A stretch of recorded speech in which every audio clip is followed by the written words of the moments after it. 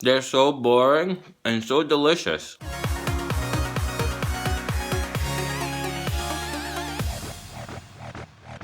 It's a weird thing. Fact about graham crackers is the dude who is making them thought that flavorful things were sinful.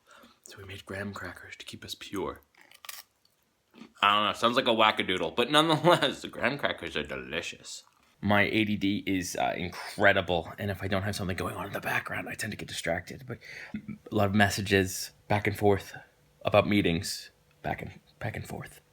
And also like designing stuff for churchy stuff.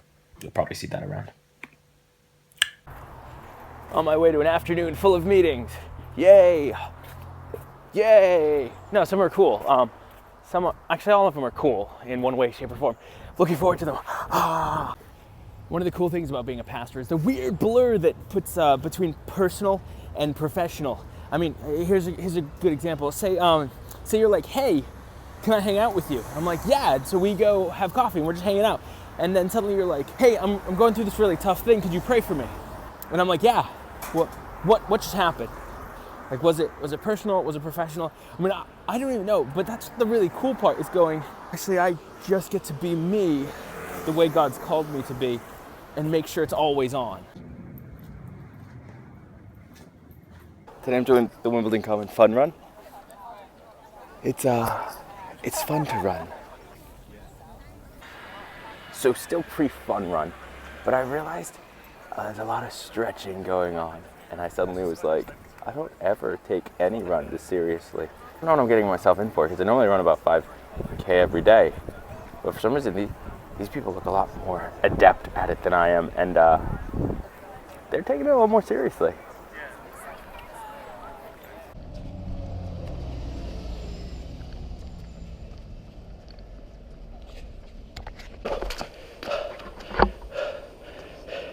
I made it. It wasn't my best running time, but it's also rather a heavy pack on my back. The worst part is, in the middle of recording, I realized that my tracker, I paused when I stopped to get the GoPro up, and I never restarted it until, like less than a mile ago. The bane of all things. Be open, not open.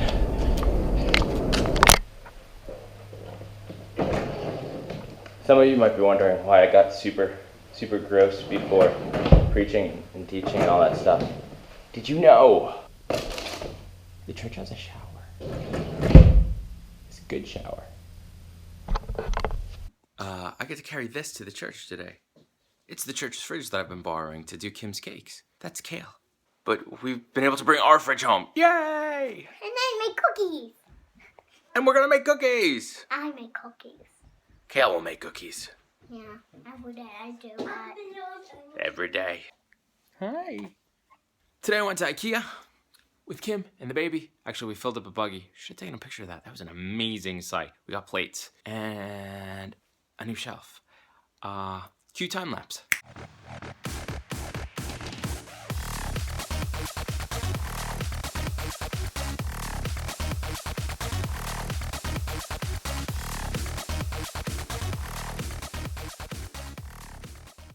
Today's Monday, and we're here at the grand opening of Five Guys. What better to do than, what better to do on a day off, right? Something's in there. Yeah, there's peanuts in there. Tuesday morning staff meeting, which is pretty awesome because they're awesome people and we talk about awesome things that we get excited. Today's Christmas planning. Yes, it's September. Yes, we're planning Christmas. I designed Christmas's logo, whatever it is, sign work, way back in August, July, June. So we plan way ahead, but I'm excited. It should be a good time, and that's a great way to start a Tuesday off. Then after that, Lady Margaret's. Yep, this is work. To convince Tom not to whip in Nene just right now. Tom and I are doing some mission prep by going out to a church. I think it's in Bromley? Yes. Bromley. I don't even know where Bromley is, but we're taking late night tram rides to mission meetings. Fun. It's raining. Yeah. Should get on that. Passengers must be in possession of a valid ticket or Oyster card.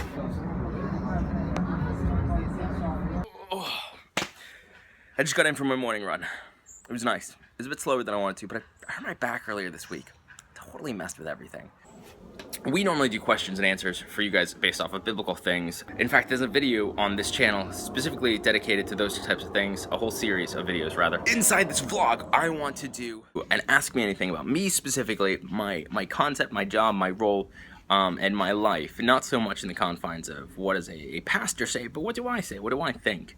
And so that's where we're on. Today, I have 3 questions that were pulled, and we're going to answer those really quickly. Question 1, why did I become a youth pastor? I became a youth pastor primarily because it was given to me. It was dropped into my lap. I knew I had a passion for people. I knew I had a passion for helping people answer the questions that are in their life, and people to find a way to connect with who God's made them to be and who God is, and pull that all together into them living the lives that they would like to live and be the best benefit for them. I knew I wanted to be a part of that, but I didn't know specifically what that looked like. My passion's always been for church leadership.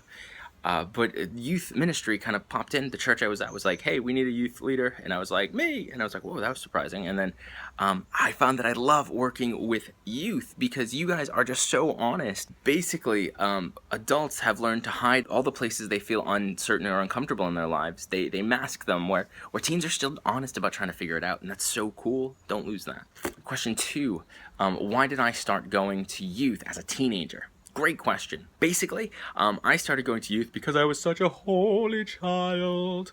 Actually, if anyone who is in my youth group ever sees this video, they would be like, no. Because the truth is, I actually started going to youth for a lady. There was a girl that I saw in Sunday school, and I wanted to get to know her better. And I have to say, I started going to youth for that reason. And I'd love to say that God ultimately made my reasons for being at youth more about Him. And He did. It wasn't terribly quick. My teen years are fraught with peril. But that was the original reason why God uses amazing things to just pull people to Him and to pull people into the kingdom, because eventually I got saved, and the rest is somewhat history. To answer the follow-up question, I never dated her. We never became an item at all. We were friends, good friends, but never an item. Got the sniffles. Does anyone else's neck do this? That's so weird. It's like, I feel like one of those dinosaurs that are. What is the hardest thing I ever had to do as a Christian? When I was about 13 or 14, I was hanging out with a group of friends who were good people. God loves them. But we were into bad stuff. We were into stuff that made me uncomfortable. I knew I didn't want to be a part of, and I knew God wouldn't want me a part of it. And I definitely knew my parents wouldn't want me a part of it. So what I had to do is I had to make a decision on which trajectory I wanted my life to go in. Did I want to start becoming comfortable with the things I am uncomfortable with inside this group? Or was I going to be brave and go, hey guys, I don't think I can hang out with you guys anymore. I'll see you guys in school. And I ended up opting for the latter. I oddly enough, and surprisingly to me, actually, still to this day, I was courageous in kind of going, I can't be around this. I don't want to be around this. And it changed my life, as weird as that sounds. But the truth is, while that was really hard, I miss those friends. I miss those guys. But I am glad I made that decision. Those are my 3 questions for today. If you have a question, feel free to ask me. Ask me in person. Drop a note in my office or leave a comment down below. All those are great opportunities to ask me anything about anything, and I will do my best to answer it. Excellent. Thank you guys, and I will see you next week for the next installment of the vlog. Bro.